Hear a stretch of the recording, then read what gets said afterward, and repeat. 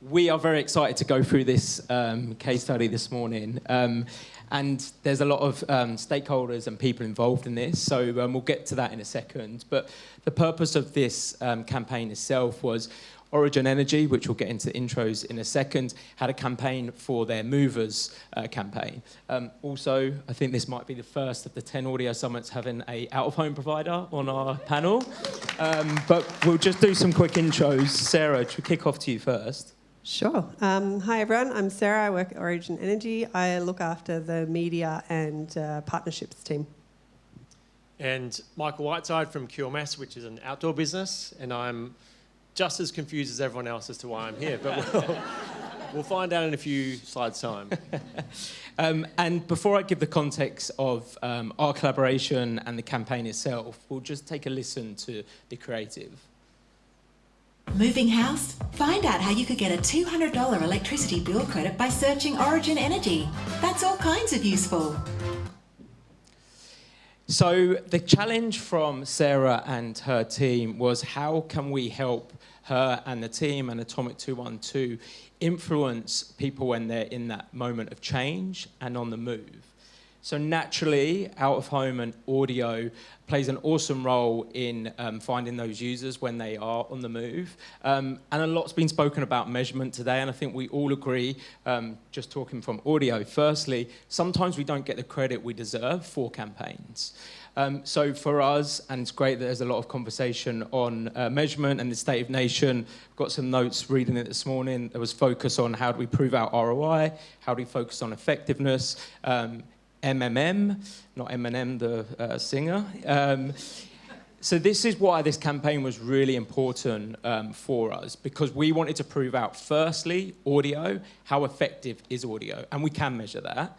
And secondly, we've spoken about omnichannel so much, but for me, I think this is the first in-class campaign where we're actually proving out where channels actually work together, at that multiplier effect for brands. And the study itself covers 3 areas. 1, what happens when you do combine the 2 channels, out of home and audio. 2, when you tailor the creative to work together. And then 3, how to utilize programmatic to prove out the performance.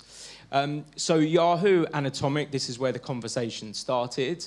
As Yahoo as a DSP can view the whole omnichannel ecosystem, and Atomic were focused in planning omnichannel, we were able to solve the puzzle, which was when you combine audio and out of home, what is that effect for the brands? And the last point, I think it's important to give all this context, is Spotify's integration with our DSP partners, being Yahoo in this case. So we've built our own ad exchange that helps us utilize our first-party data and Yahoo's identity solution, which was the Connect ID, that underpins all of this.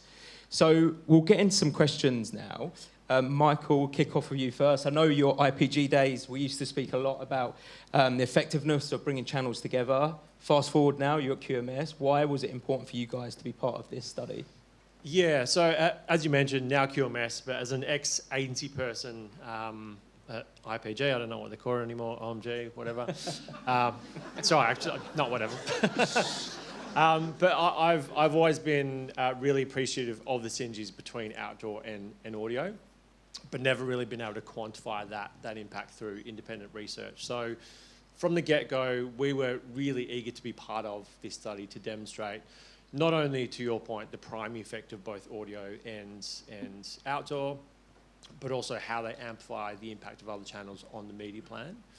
So we kind of already know this through previous Kantar cross-media research that you can see on screen, which we've very much oversimplified, but it demonstrates that outdoor is the best channel to amplify the impact of Spotify campaigns, so much so that it contributed 46%, nearly half of that amplification impact, more so, or so much more so than online video and social media at 24% and 21% respectively, which is quite interesting listening to everyone here talk about podcasts and vodcasts as well. So the synergies there for Spotify anyway were definitely amplified more so by outdoor.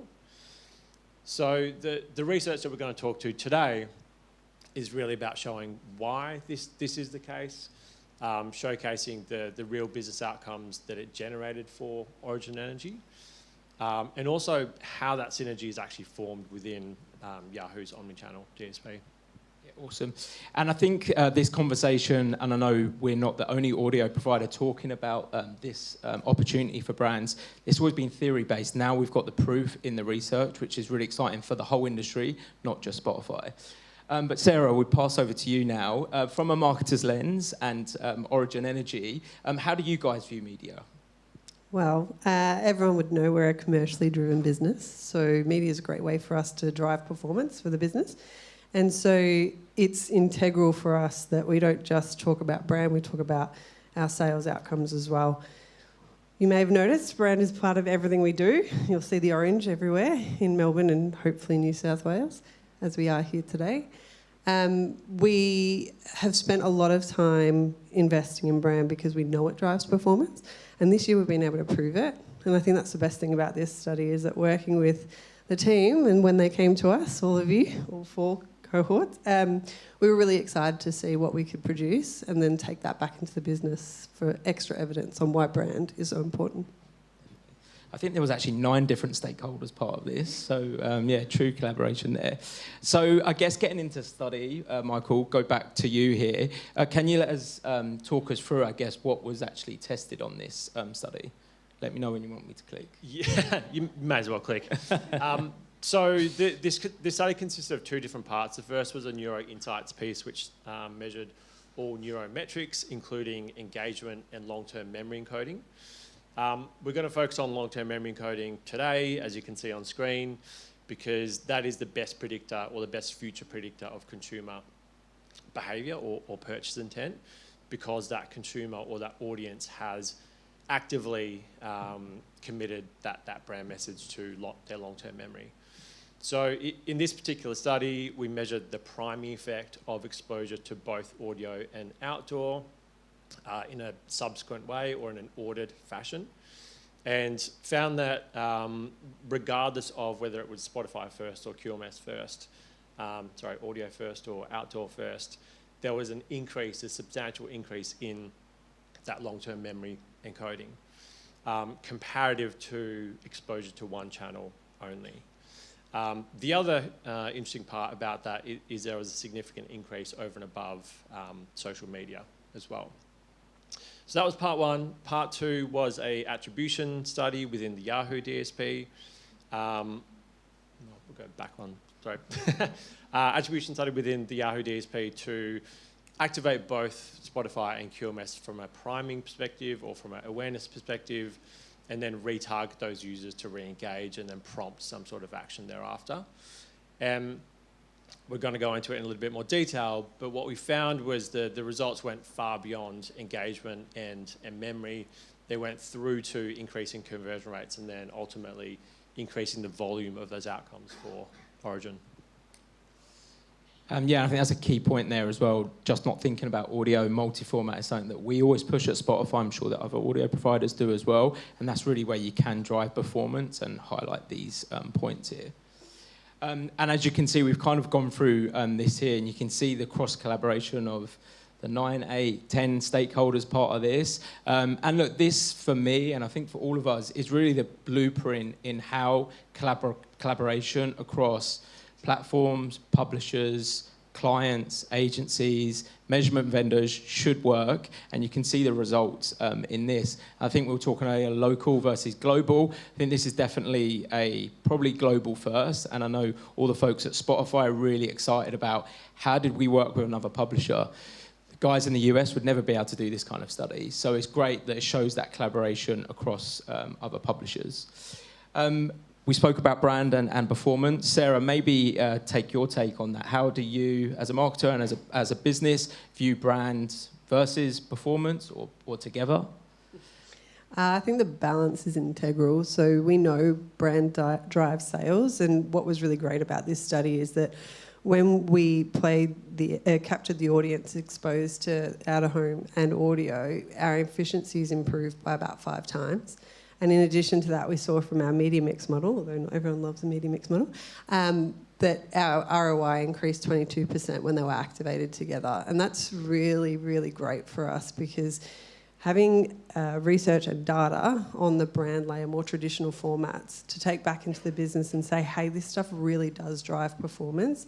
Here's the evidence. It's really helpful for us then to improve our investment level up the funnel. It's really important for brands to be able to gain attention, connect with their audiences in real ways.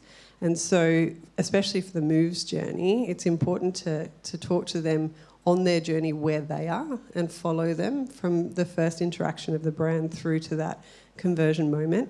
And we've found that this has been a really great way for us to really land that proof for the business, which is good. Thanks, Sarah. I think we can kind of wrap up. We're almost at time and take any questions. But do you want to anything to say, to add, or? Yeah, I mean, in summary, and we're kind of repeating ourselves now, sorry, but we're definitely not dismissing social or any other performance channels by any means, but we do want to reinforce, and hopefully this study showcases that there is a lot of attribution credit given to those channels, but they don't necessarily increase that consideration pool or consideration volume, whereas here we've demonstrated that those branding channels, or conventionally perceived branding channels in audio and outdoor, had that dual role in terms of priming that audience, building brand salience, but also increasing conversion volumes as well. Yeah, and I just think from a brand point of view, that attention metric, I'm really surprised that was really down the bottom, because ultimately in a really fragmented, oversaturated, high impact advertising space, gaining customers' attention is probably the most important first step to then convert someone, because if they're not paying attention to you, they don't care about you and they won't care about your product. So this has been a really great way for us to prove that gain attention, retarget through display, and that bridge really then drives conversion. So it's really important. Yeah, nice. And from me, I think it just really highlights the power of when you do put the two channels together, they amplify each other. There's positive synergy between the two platforms as well. So from an agency lens, this should be exciting. It's new ways to plan and buy media with kind of a joint approach. So that's us. Happy to take, we're kind of at time, but if there's any questions.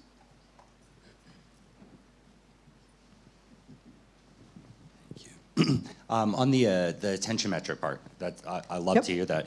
Is it a specific vendor you're using, or is it just implied from the data that you have? Implied. So I would love to, if there's a vendor out there, let us know. But it's something I've been sort of running around my business speaking very loudly about, because ultimately we all know how many ads do you see a day, how many brands are you exposed to in a minute. Like, I think everyone saw the new McDonald's out of home where they've removed the M and they're just talking about fries and sundaes. Like, thinking about how you gain attention from consumers is probably the most important job we have, and then how we prove that our product is right for them is the next. Do you feel that the tools through AI and through access to other data are going to allow you to prove this out without waiting for a vendor? Like, can you take this and now apply this to other campaigns and other channels? Absolutely, yeah. I mean, we do have a lot of AI tools at our disposal, and so I think getting insights and data at pace is really helpful for us. But this is definitely proving that getting eyeballs first and foremost is most important. Thank you all. And we can chat attention at another time as well, because there's some interesting work that the Ad Effectiveness Council have done. So I think there is a lot of implied measurement versus active measurement in that space. But thank you all for joining us.